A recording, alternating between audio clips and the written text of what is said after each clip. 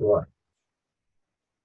So some of like if you have particular questions, that's fine. But what I did think of doing is to work through last semester's exam quiz one, and, for two reasons. One, it removes the temptation I have to use the exact same exam again because I can't.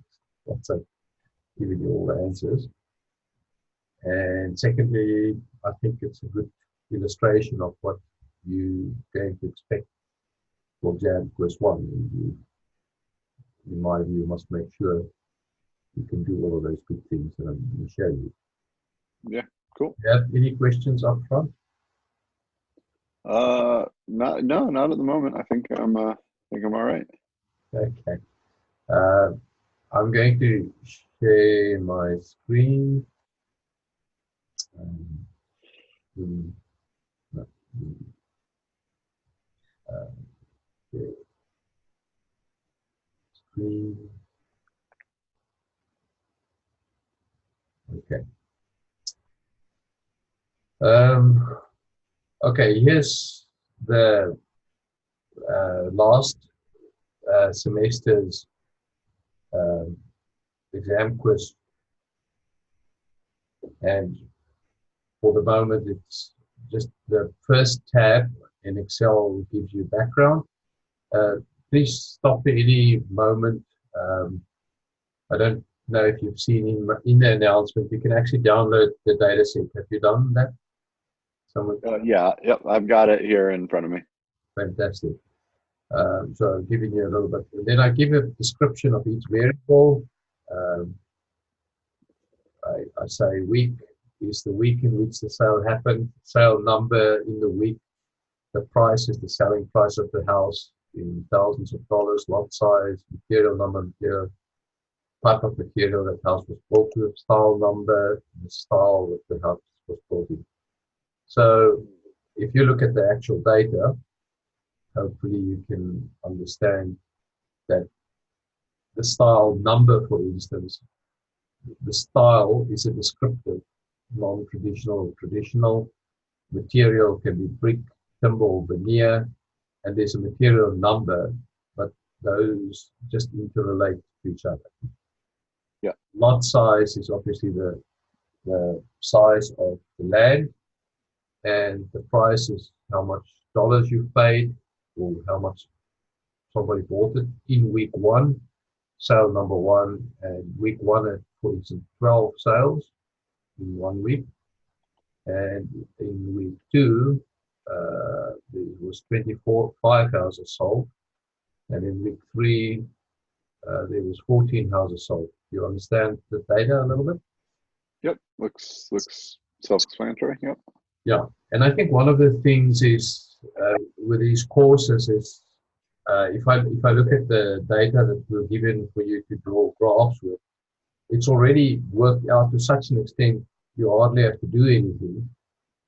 Reality and real life is quite different. This is typically what data would look like. It's what's called a table, and it's typically it could be a relational table or something like that. But this is what data looks like.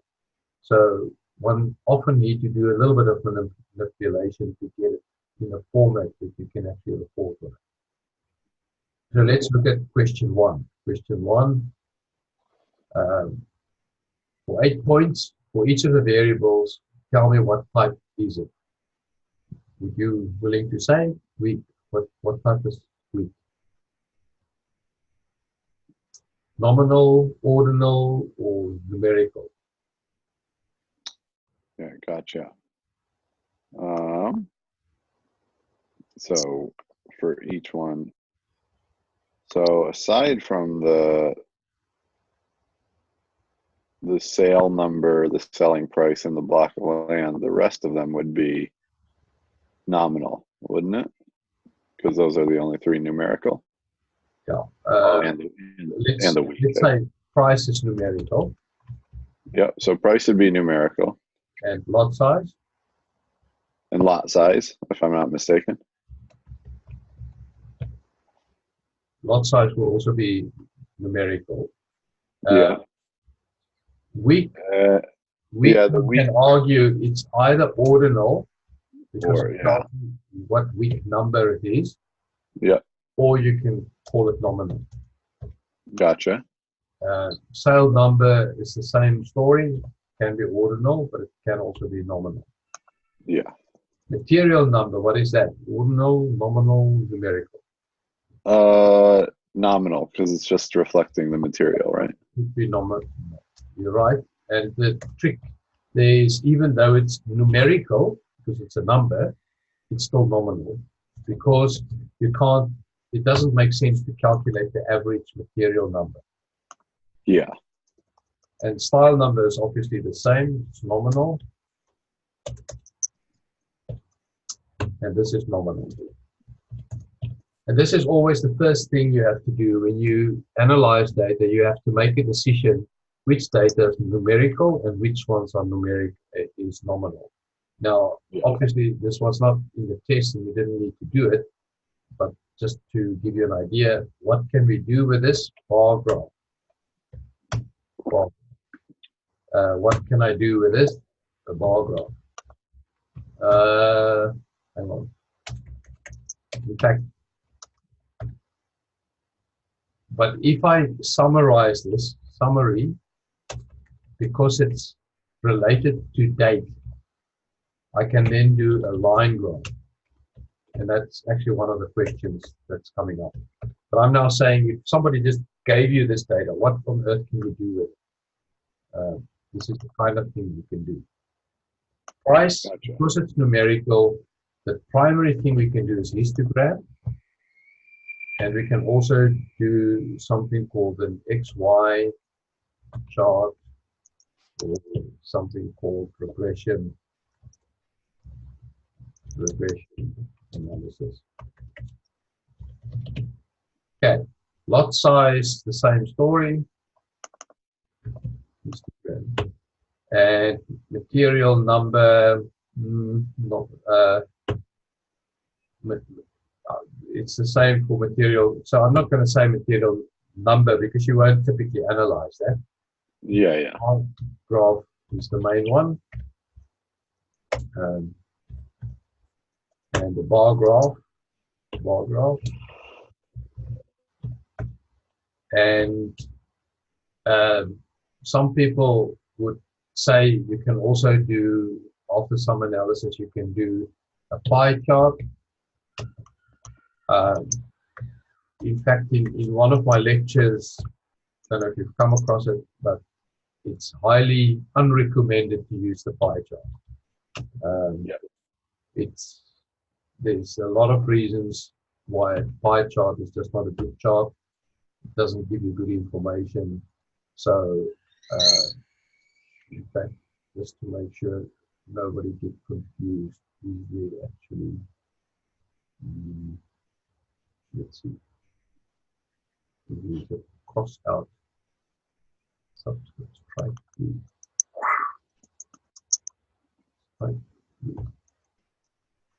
So, just to make sure my view is clear.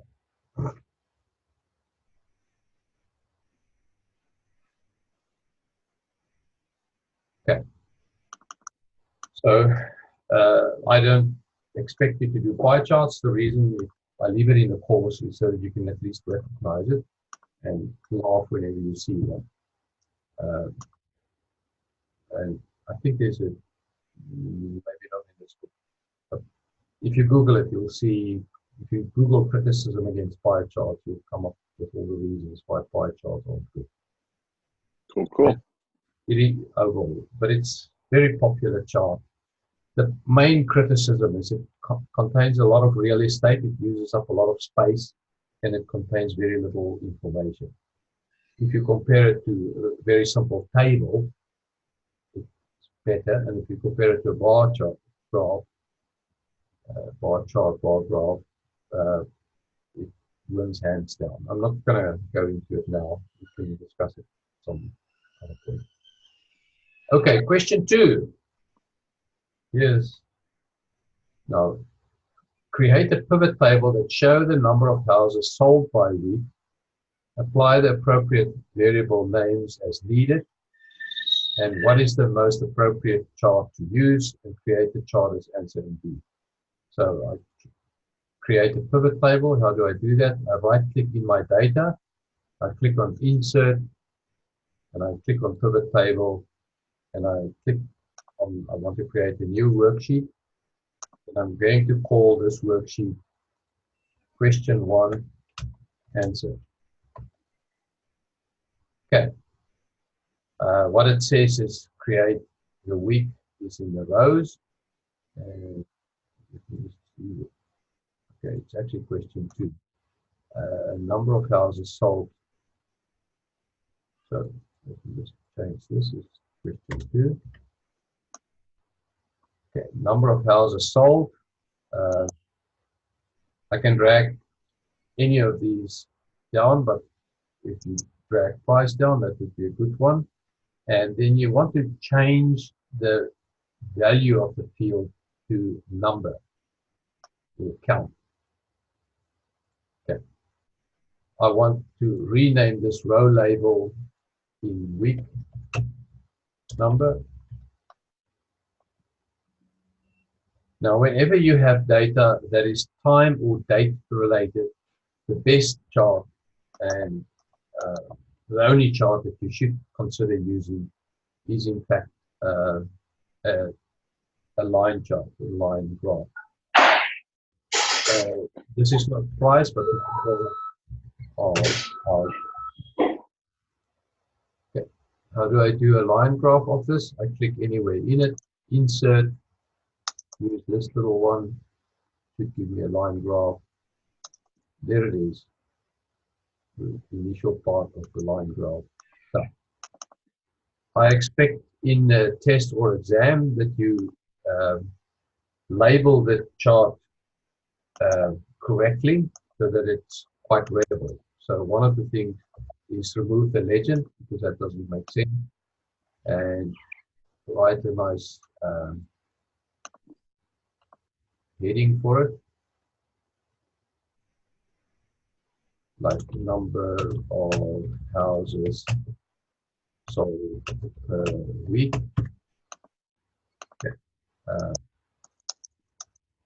Okay. Just to make it even more readable, I click on this, and on the home you can make this bigger. People can easily read it. I can click on this and make it bigger, and it will automatically scrap some numbers. You can see it nicely. And then if you right click, there is some pivot chart options. You can just see a pivot chart. Totals and filters on the display. So display field captions and filter drop downs. Show unclick all of these things. I want to actually unclick these things. Hide value fields on chart. Hide all fields like this. So I like hiding that, and I grow that bigger. I like to make the outline of the graph like this. Typically a slight shade darker, so I call it full, solid full, and make it like you say this bluish color. And then I want to click on this one and solid fill it with white. And would you agree that that sort of gives a nice image, and it doesn't look like it's an Excel produced graph?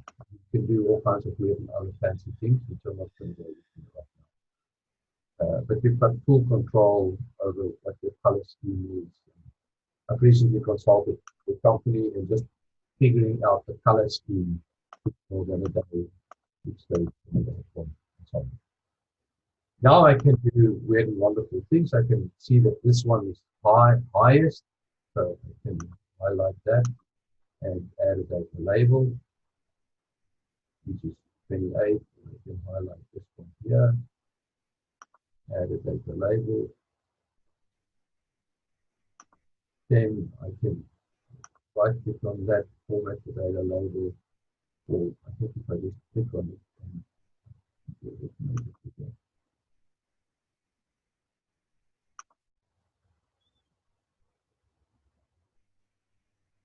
Again, and I can now write comments that if I hover over it like that, I can see it's the 18th week. And I can say in the 18th week was the lowest sales, and in the 8th week was the highest sales, 28. In fact, I can add that if you look under this one here, label, but messed it up. Control Z, obviously cancel what you've done. Okay. Yep. Yep. If I go take the labels on this one, there's somewhere where I can take a label.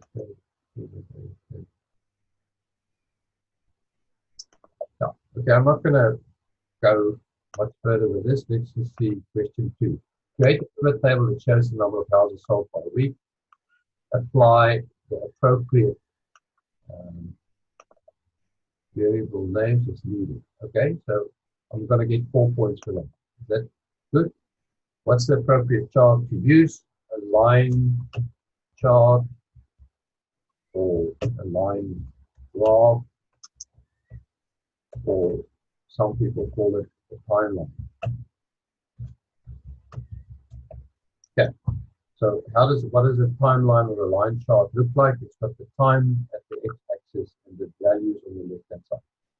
Create the chart as answered in B, add appropriate titles and all kinds of stuff, format the graph, make it readable, 5 points. And the way I score it, I say, okay, he's got access titles and he's got title around. He spent some time on making the chart quite readable. This week I would give somebody that gives me this a 5. If you want to, there's something else you can add, and that's access titles.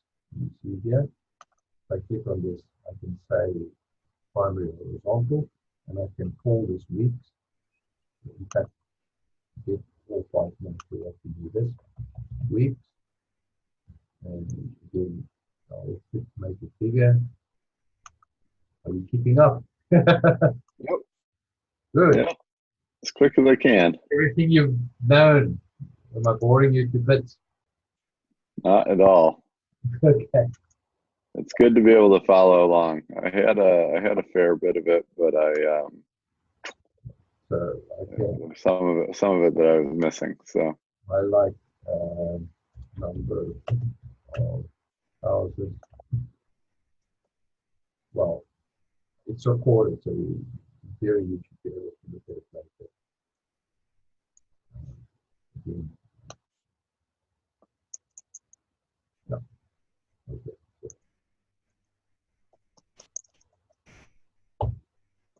Okay, so I'm expecting something like this to get 5 marks. You can be, and you're welcome to add a bit of a discussion here, like just talking about. Okay, question 2, create a chart, add an appropriate title and access descriptions, and format the graph as readable as possible. Any questions, my friend? not yet. So far, actually, yeah, no, I do have one question. Yeah. You were able to, and you did this, and this would be one of the things that I must have missed. When you first created the line chart using the pivot table, it showed up with little gray boxes that said which field you're using, and I know you hid them somehow. And I was just wondering. Okay. I'll quickly. Never mind. I found it. I found the right cut. Hide access field button. Yep, got it. Done. Never mind. we've sort of halfway through our time. So let me move on a little bit. Question 3. What is the most appropriate graphic analysis for the variable called material? What would you guess? Material, we've said it's nominal data. What kind of graph should you use?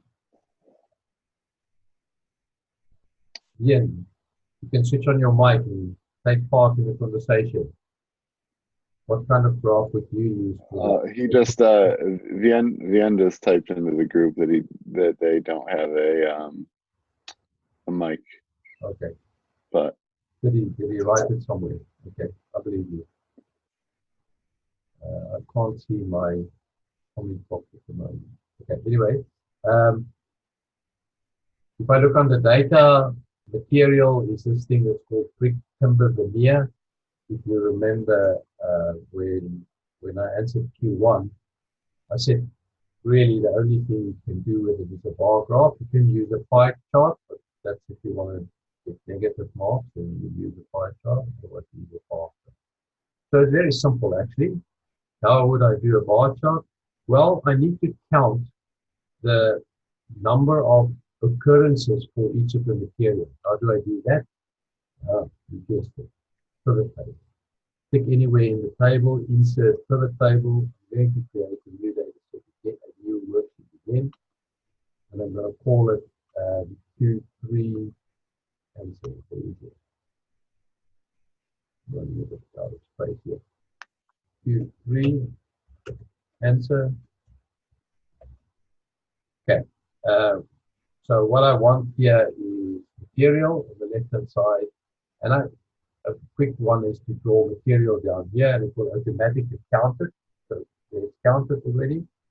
I have to change the labels. It's important to do that. Call it material, and count of material is actually number of thousands.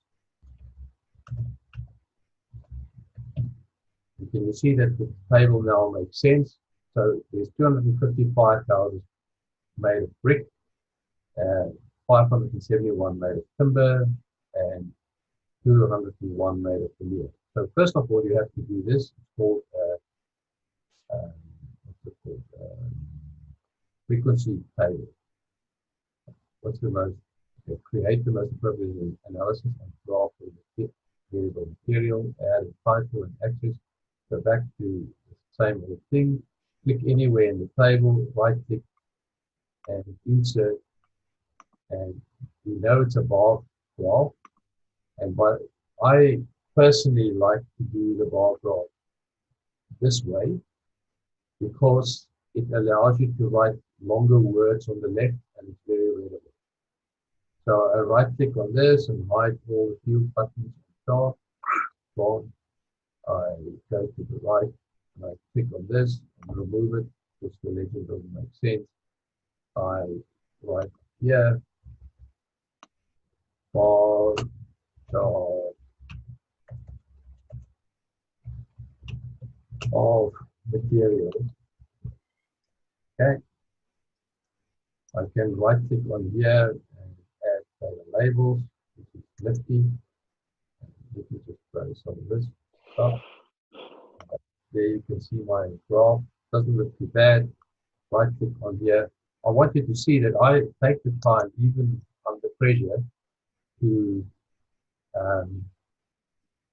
make sure the graph is formatted neatly and nicely. And I expect the same from you. If you want all the marks, don't worry about too many marks, and don't worry about particularly girls often do this very nicely. But you know, spend a little bit of time and make your graph quite nice, if I think it's nice. Okay, let's see what is the most popular material used in these houses. Okay, you can see my answer. Timber, can you see that? 571 houses use timber. Okay, so I have to say timber. What was it? 570. 572. No, okay. 572 houses.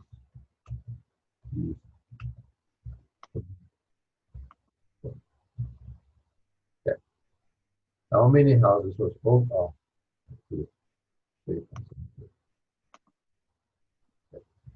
6. So B. Any questions?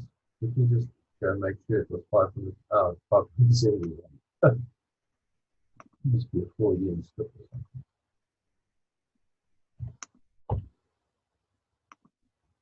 Any questions of how I created Q3? Let me see if I can see my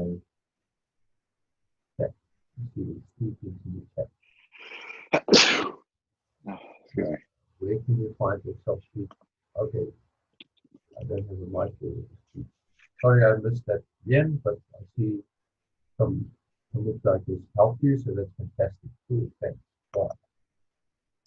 Okay, let's move on to my favorite question. Question 4. What is the most appropriate graphical analysis for variable price? Now, what type of variable is price? Numerical. Yes, numerical. What type of analysis do we do for numerical data? Histogram? Correct. How do I do a histogram? Now, there's a very, in my view, cumbersome technique in the book to do histograms, and by all means, if that's what you want to use it. Just don't complain to me. I use a pivot table. You will see by now that pivot table is in my book. So click on data, click anywhere in my data set, insert pivot table. Okay. So what I want to do is have a summary of sale number, sale price. And this sort of doesn't make sense, but bear with me a little bit. So instead of sum, I want to count the price. So what does this tell me? It says the price 433 occurs once, the price 455 occurs once, price 555 occurs twice, and some students make the rookie mistake of trying now do a bar chart or something like this, and it looks immediately wrong, so you should know immediately it's wrong, but some students feel quite happy with it. That's absolute rubbish, and you'll get 0 for that. The trick is to click on here and click on group. And I'll go and look just now, but I actually think I specified what the end numbers must be. I'll go and look just now. So for starters, I just now round this one up, 1,700. And you try and get roughly between 7 and 10 bars. To do that, I'm going to make this 200. Click on OK. There it is. Now I'm just going to look at what was actually in the question. I think it actually tells you. Yeah, it says, can you see here? It says 0 to 199, 200 to 399, etc. So how do I do that? In fact, it's done it automatically for me anyway, so I don't have to do anything. Can you see that? Yes. Was it in 200? So let's just go check. Yeah. Anyway, so just do nothing and you would answer as well. Do 4, answer. Okay, so what's left is doing a bar chart of this, a histogram. And please make sure you understand the difference between a histogram and a bar chart. They're the same, they look the same, they're done in a similar way. Within Excel, you call them something similar, but there's a big difference. A histogram works on numerical data. A bar chart works on nominal data. In a histogram, you've got numerical data that can take on any value, and you deliberately chop them up in bits like this that will eventually form your bar. So let me draw the bar so we can see what that would look like. And in this case, I personally like it to be horizontal. That is the sort of standard bar chart. Again, dolly this graph up. For starters, I remove the legend because it's meaningless. I change the title to bar chart of house prices. Bar chart of prices. I right click on this, remove all the buttons. I go to chart. I want the monthly chart. I can move this quite a little bit there. Right click. You can see me going all out to do the right thing again. So let's click white. Click outside of that format chart area. Solid color with some shade of color. Do you agree that it makes it more readable, or do you think I'm just wasting time, money, and effort?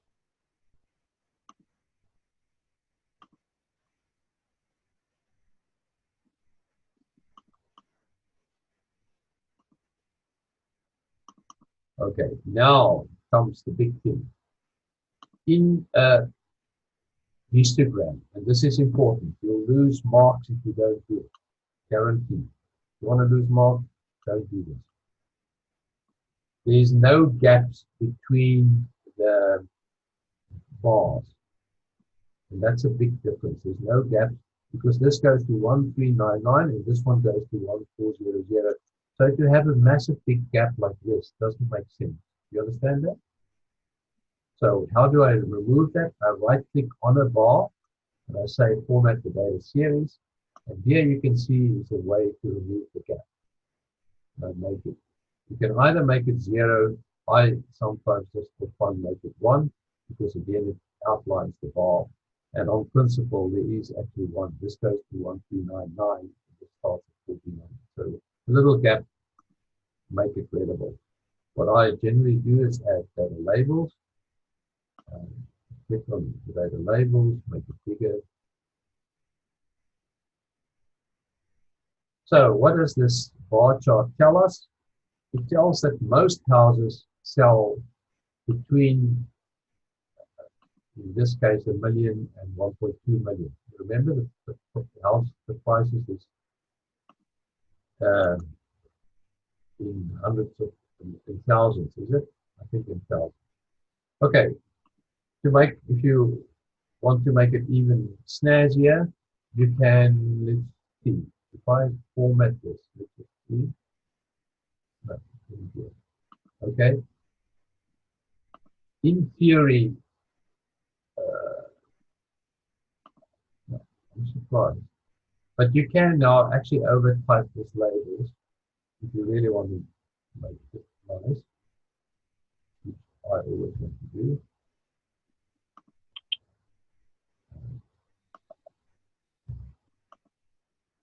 I mean, I want to get all the marks that I can do. Okay, so I'm truly trying to lead by example.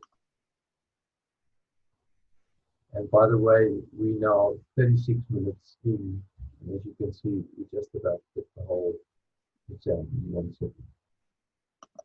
Okay, and you can see now at the bottom here, it actually put those commas in there as well.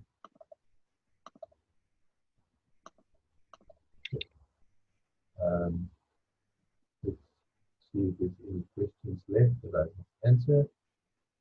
Question 4. Okay. It says, what is the most popular price range used in these houses? And remember, I said to you already, it's 1,000 to 1,159. What's the next question? How many houses occur in that price range? And again, I can go and read it straight off. 363 occur in that price range. Okay, my expectation is that you basically do this exam. Again, I'm not sure if you know, but this is actually the exam that was done last semester. So I just actually worked through the total exam, and that also removes the possibility of will be doing the same exam. I've now just created a whole lot of work for me. I know to redesign the whole exam. But I do it with love and care and all kinds of stuff. Some students get find it difficult to work within Canvas in answering this. So for the last bit, I'm actually going to show you how to get into the quiz and where to answer the questions. So theoretically, you've downloaded this now, you will file and save it. And then within the course, next week, there'll be a button up like this that says this is the exam quiz. When you click on it, it's going to take you to the quiz. And you're going to get all these beautiful instructions on how to do it. And as you can see at the moment, it's hidden from students. So you can't see this at the moment. But just to demonstrate it, I'm going to click on it now. Okay, this is what you'll see. You'll see, again, all the instructions. You've got an hour to do it. If you miss it, tough. 5% of your overall mark. Although at the moment it counts out of 40, it will be scaled down to it's just that. Okay, I'm now into this rating stuff. So, okay, I can click it. You won't have these buttons, but you'll have a button here that says something to do it now. So here I can see start the step, so you'll get that and you say right. You have to start now. And now it will give you something like this. Somewhere here. Yeah. See, download the Excel workbook called Mansfield by clicking on the link. If you click on this link, it will click on it, and you can see it should allow me now to download it. I can download it, and I don't want to download it because it will overwrite the one that I've done. Click on cancel. I then go into my Excel workbook, go into that Mansfield workbook, and I read all the good things, and I see here's question 1, and I answer it. Here's question 2, and I answer it, and so on and so on. When I'm finished, I file, save it, and here's all my answers is neatly marked so that whoever grades it, i.e. me, hasn't got difficulty to find the answers to the questions. You file this and save it. You go back into your, in the meantime, the time kept on going here. Here you can write something like me, like this. Hi, Francois. This was a wonderful exam. It inspired me. I want to do my PhD in stats, whatever else you want to write that will give you more grades. But in the end, you can now go by picking this smaller and going into your file where you've got it and make it smaller as well. I can now click on this and drag it in here. It will put it in there. At the moment, I can't do it because I'm the lecturer and so on and so on. But once you've done it, you click on Finish Attempt and job done. I think the reason it didn't want to allow me is because it's still open here. So I'll leave it like that. Is there any questions on physically how you're actually going to do this? Drag it in there. And then as you read the instructions here, email, after you finished everything, email the workbook to me as a backup. So if something went wrong and you couldn't upload it correctly or something, at least that's what you got it. And that's been great. Whew, what a marathon. 44 minutes plus all the explanation that I allowed myself to do. So as you can see, it's relatively under pressure, but at the same time, it's extremely doable. What do you think, Simon? Right? Would you have been able to do it? Yeah, seems to be pretty cool. And Vian, what is your feeling and feedback? I know you're going to type and I can read your type.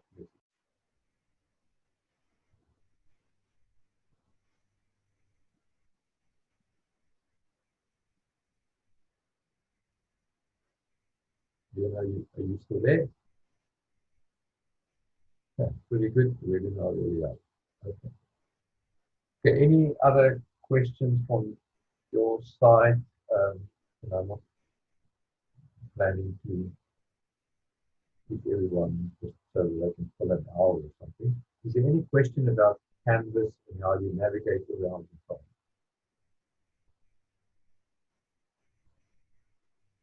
Okay. I'm just going to go back.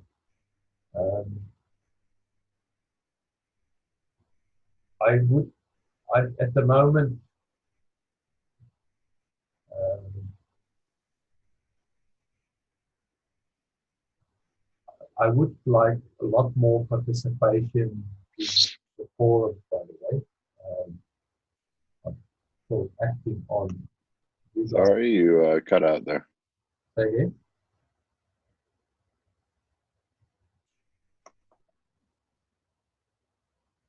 Sorry, so what did you say?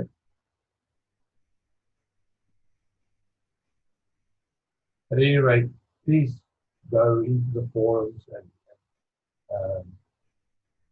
when I pose questions, give yourself the opportunity to learn by discussing a little bit. Do you have the textbook? Both of you got the textbook?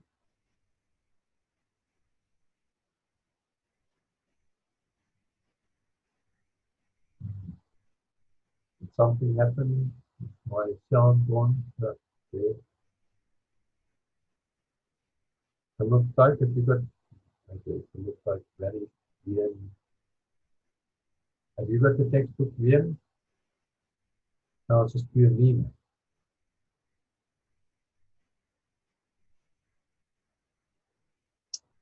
Okay, the class recordings, if you haven't found it yet, it's over there. It's the previous semester's classes. The first few weeks was not very successful. Sometimes the sound didn't work, and that's also why I'm running this webinar and make sure you guys know where I'm coming from. Okay, if there's nothing else, I'm going to say goodbye to us all. So let me stop recording.